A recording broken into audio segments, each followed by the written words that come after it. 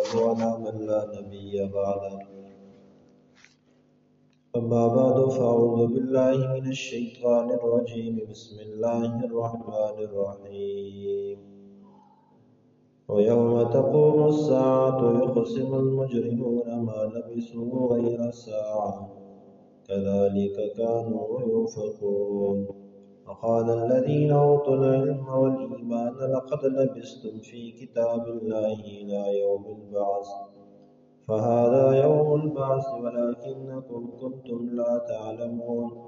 فيومئذ لا ينفع الذين ظلموا معذرتهم ولا هم يستعتبون ويوم تقوم الساعة جس دن قیامت قائم ہوگی یقسم المجرمون تو قسمیں اٹھائیں گے مجرم لوگ ما لبثوا غیر ساعة کہ وہ نہیں ٹھہرے مگر ایک گھڑی کذالک اسی طرح کانوا یؤفکون الٹے پھیرے جاتے ہیں وقال الذین اور کہیں گے وہ لوگ اوتوا العلم جن کو علم دیا گیا والایمان اور ایمان دیا گیا لقد لبثتم وہ کہیں گے البتہ تحقیق ٹھہرے ہو تم فی کتاب اللہ اللہ تعالیٰ کی تحریر کے مطابق الی یوم البعث اٹھنے والے دن تک فہذا یوم البعث بس یہ دن ہے اٹھ کھڑے ہونے کا ولیکنکم کنتم لا تعلمون لیکن تم لوگ جانتے نہیں تھے فیومئذ لا پس اس دن نہیں ینفع الذین ظلموا نفع نہیں دے گا ان لوگوں کو جنہوں نے ظلم کیا معذرتہم ان کا معذرت کرنا ولا هم یستعتبون اور نہ ہی ان کو منانے کی اجازت دی جائے گی۔ یہ بات پہلے بھی کئی دفعہ بیان ہو چکی ہے کہ اسلام کے بنیادی عقائد میں سے ہے قیامت کا عقیدہ، بعث بعد الموت، مرنے کے بعد دوبارہ اٹھنا، اس کا یقین رکھنا یہ ایمان کے لیے ضروری ہے۔ اگر کوئی بندہ قیامت کو تسلیم نہیں کرتا، بعث بعد الموت کو تسلیم نہیں کرتا تو وہ مسلمان نہیں ہو سکتا۔ اسلام کے بنیادی عقائد جتنے بھی ہیں ان سب پر یقین رکھنا ضروری ہے، ان کو تسلیم کرنا ضروری ہے۔ اگر ان میں سے کسی ایک کا بھی انکار کیا تو بندہ ایمان سے محروم ہو جائے گا، مومن مسلمان نہیں رہ سکتا۔ حضور علیہ السلام نے جو عقائد بتلا دیے، اللہ رب العزت نے جو عقائد بتلا دیے، ان سب پر یقین رکھنا ضروری ہے۔ دیکھیں جس طرح قادیانی ہیں، یہ قرآن و حدیث کو مانتے ہیں، قیامت کو مانتے ہیں، نماز روزہ حج زکوٰۃ سب مانتے ہیں، لیکن ایک حضور علیہ السلام کے بعد آپ کو آخری نبی نہیں مانتے، بلکہ آپ کے بعد مرزا غلام احمد قادیانی کو نبی مانتے ہیں۔ تو صرف اس ایک عقیدے کی وجہ سے بھی وہ کافر ٹھہرے ہیں، کیونکہ بنیادی عقائد میں سے کسی ایک عقیدے کا بھی انکار کرنا یا اس کے اندر تعویل کرنا یہ کفر ہوتا ہے۔ اللہ رب العزت نے یہاں پر بھی پھر قیامت کو سمجھایا ہے۔ بنیادی عقائد میں سے ہے کہ قیامت برپا ہوگی، وَيَوْمَ تَقُومُ السَّاعَةُ اور جس دن یہ قیامت قائم ہو جائے گی، يَقْسِمُ الْمُجْرِمُونَ اس دن کی ایک حالت کو بیان فرما دیا کہ اس دن مجرم لوگ، کافر لوگ جو دنیا میں یہ کہا کرتے تھے کوئی قیامت نہیں ہے جی، دنیا ہی ہے، مزے کرو یہاں پر، وہ اس دن قسمیں کھائیں گے اور قسمیں کھا کر کیا کہیں گے، مَا لَبِثُوا غَيْرَ سَاعَةٍ دنیا کے اندر تو وہ ایک گھڑی ٹھہرے ہیں۔ مجرم اللہ کی قسمیں اٹھا کر کے کہ جی ہم تو دنیا میں صرف ایک گھنٹہ ٹھہرے تھے، ایک لمحہ ٹھہرے تھے، یہ وہاں ان کی حالت ہوگی۔ اور دنیا کے اندر ان کی حالت کیا ہے؟ دنیا کے اندر کہتے ہیں کوئی قیامت نہیں ہے، کوئی قیامت نہیں ہے، ہی ہاتھا بہت دور ہے، بہت دور ہے، ایسا تو ہو ہی نہیں سکتا۔ ان کا یہ کہنا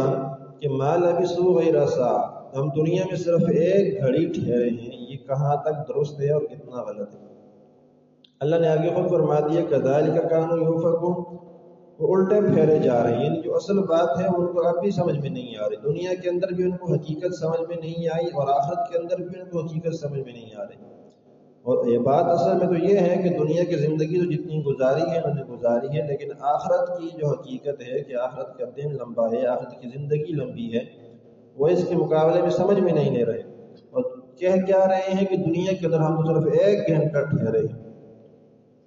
اور قیامت کے بارے میں تو اللہ تبارک و تعالیٰ سورہ نازعات میں آئے گا یوم یرونہا لم یلبثوا الا عشیۃ وضحیٰ، جس دن یہ لوگ قیامت کو دیکھ لیں گے تو اس دن یہ کیا کہیں گے، ہم تو دنیا میں صرف ایک پہر، پچھلا پہر یا دوپہر کا وقت ٹھہرے، اس لیے کہیں گے یہ سب، کوئی 1 گھنٹے کا کہے گا، کوئی پچھلے پہر کا کہے گا، کوئی دوپہر کے وقت کا کہے گا۔ یہ سب اس لیے ہوگا کہ قیامت کا ایک دن 50,000 سنہ، 50,000 سالوں کے برابر ہوگا، دنیا کے 50,000 سالوں کے برابر وہ ایک دن ہوگا۔ اور اس دن کی جب مدت کو دیکھیں گے، لمبائی کو دیکھیں گے، وسعت کو دیکھیں گے، تو پھر یہ کہیں گے اوہو، دنیا کی زندگی تو اس کے مقابلے میں تھی کچھ بھی نہیں۔ جب 50,000 سالوں کے برابر ایک دن ہوگا تو دنیا کے اندر اگر کسی نے 100 سال عمر بھی پائی ہے تو وہ 100 سال عمر اس دن کے 50,000 سالوں کے مقابلے میں 1 گھنٹہ ہی معلوم ہوگی۔ اس لیے یہ قسمیں کھا کھا کر کہیں گے کہ دنیا کے مقابلے میں، آج آخرت کے مقابلے میں دنیا کی زندگی تو ایسے معلوم ہوتی ہے جیسے ہم دنیا کے اندر صرف 1 گھنٹہ ٹھہرے۔ وقال الذین اوتوا العلم، اور کہیں گے وہ لوگ جو علم والے ہوں گے، والایمان، اور ایمان والے ہوں گے، وہ ان کافروں سے کہیں گے تم قسمیں نہ کھاؤ، ایمان بہت بڑی دولت ہے، علم بڑی دولت ہے، اللہ نے جن کو یہ 2 چیزیں دی ہوں گی وہ میدان محشر میں یہ کہے گا لقد لبثتم فی کتاب اللہ الی یوم البعث، تم 1 گھنٹے کی باتیں نہ کرو۔ اگرچہ قیامت کے اس دن کے مقابلے میں دنیا کی زندگی 1 گھڑی معلوم ہوتی ہے، 1 گھنٹہ معلوم ہوتی ہے، لیکن حقیقت حال یہ ہے کہ تم تو جس دن پیدا ہوئے اس دن سے لے کر مرنے تک تم نے کافی عرصہ دنیا کے اندر زندگی گزاری ہے۔ کسی نے 100 سال گزارے ہیں، کسی نے 60 سال گزارے ہیں، کسی نے 70 سال گزارے، کسی نے 50 سال گزارے۔ فہذا یوم البعث، بس یہ دن ہے اٹھ کھڑے ہونے کا۔ دنیا میں 1 گھنٹہ نہیں، اللہ نے تمہیں 100 سال دیے تھے، 50 سال دیے تھے، کسی کو 70 سال دیے، کسی کو 80 سال دیے کیوں تھے؟ کہ تم اللہ کو راضی کر کے آتے، اس پر ایمان لاتے، اس کی نبی کی بات کو مانتے، اس کے احکامات کو پورا کرتے، لیکن تم نے نہیں کیا۔ بس آج تمہارے لیے ذلت ہی ذلت ہے، آج تمہارے لیے محرومی ہی محرومی ہے۔ لقد لبثتم فی کتاب اللہ الی یوم البعث، البتہ تحقیق تم دنیا کے اندر ٹھہرے ہو اتنی مدت جو رب نے لکھ دی تھی، جتنی عمر تمہاری رب نے لکھی تھی تم اتنا ٹھہرے ہو۔ فہذا یوم البعث، اب یہ اٹھنے کا دن ہے، آج تو قیامت کا دن ہے، آج تو جزا و سزا کا دن ہے۔ یہ اسرافیل علیہ السلام کا سور پھونکنے کے بعد سب اٹھ کے کھڑے ہو جائیں گے، جن کے بدن ریزہ ریزہ ہو چکے ہوں گے، مٹی کے ساتھ مل چکے ہوں گے، پرندے کھا چکے ہوں گے، مچھلیاں کھا گئیں، کیڑے مکوڑے کھا گئے، وہ سب کے سب بھی اللہ کے حضور اچھے بھلے انسان بنا کر کھڑے کر دیے جائیں گے۔ حدیث پاک میں آتا ہے جب میدان محشر میں سارے لوگ اٹھیں گے تو سب کے سب ننگے ہوں گے، برہنہ ہوں گے، لباس کسی کا بھی نہیں ہوگا، اور سب سے پہلا لباس حضرت ابراہیم علیہ السلام کو پہنایا جائے گا، اس لیے کہ توحید کی خاطر ان کا لباس اتار کر ان کو برہنہ کر کے آگ میں پھینکا گیا تھا۔ تو یہ جزوی فضیلت اللہ نے ابراہیم علیہ السلام کو عطا فرمائی ہے کہ جس کا لباس دنیا میں میری توحید کی خاطر اتارا گیا، میدان محشر میں سب سے پہلے لباس اس کو پہنایا جائے گا۔ تو اللہ تبارک و تعالیٰ سب کو کھڑا کر دیں گے۔ تو فہذا یوم البعث ولکنکم کنتم لا تعلمون، یہ اٹھ کھڑے ہونے کا دن ہے لیکن تم اس بات کو جانتے نہیں تھے، تم تو کہتے تھے اذا متنا وکنا ترابا وعظاما انا لمبعوثون، کہ جب ہم مٹی ہو جائیں گے، ہمارے ریزہ ریزہ ہو جائیں گے تو ہمیں کون اٹھائے گا؟ یہ واقعہ پہلے بھی آپ کے سامنے رد کیا ہے کہ ایک شخص بڑا گناہ گار تھا، حدیث مبارکہ میں اس کا واقعہ لکھا ہوا ہے، یہ بڑا گناہ گار تھا، اس نے کوئی گناہ نہیں چھوڑا تھا، لیکن جب مرنے کا وقت آیا تو اس نے اپنے بیٹوں سے کہا کہ جب میں مر جاؤں تو مجھے جلا دینا، اور میری ہڈیوں کی راکھ کو، میری ہڈیوں کو پیس لینا، میری راکھ کو کسی کو سمندر میں، کسی کو ہواؤں میں، کسی کو پہاڑوں پر بکھیر دینا۔ تو جب اسے ایسے ہی کر دیا گیا، بکھیر دیا گیا، تو مرنے کے بعد اللہ تبارک و تعالیٰ نے ہواؤں کو، پانی کو، سب کو حکم دیا کہ اس کے ذرات کو اکٹھا کر دیا جائے۔ جب اس کے ذرات اکٹھے ہوئے، اس کو بندہ بنا کر کھڑا کر دیا گیا، تو رب نے پوچھا بتا تو نے کیوں حرکت کی تھی؟ تو اس نے کہا میں تو یہ سمجھا تھا کہ اب مجھے کون دوبارہ اٹھائے گا،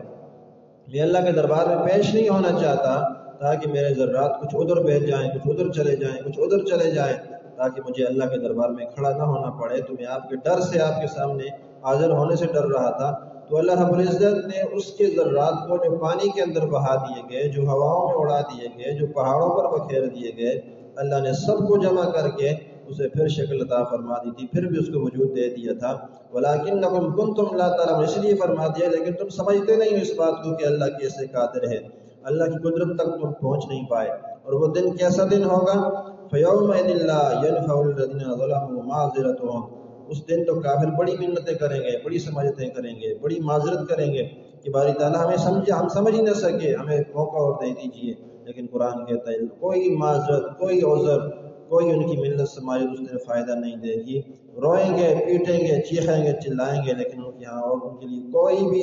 ان کی معذرت قبول کرنے والا نہیں ہوگا۔ وَلَا هُمْ يُسْتَعْتَبُونَ، اور ان کو اللہ رب العزت کو منانے کی اجازت بھی نہیں دی جائے، موقع ہی نہیں دیا جائے گا کہ وہ اللہ کو راضی کر لیں۔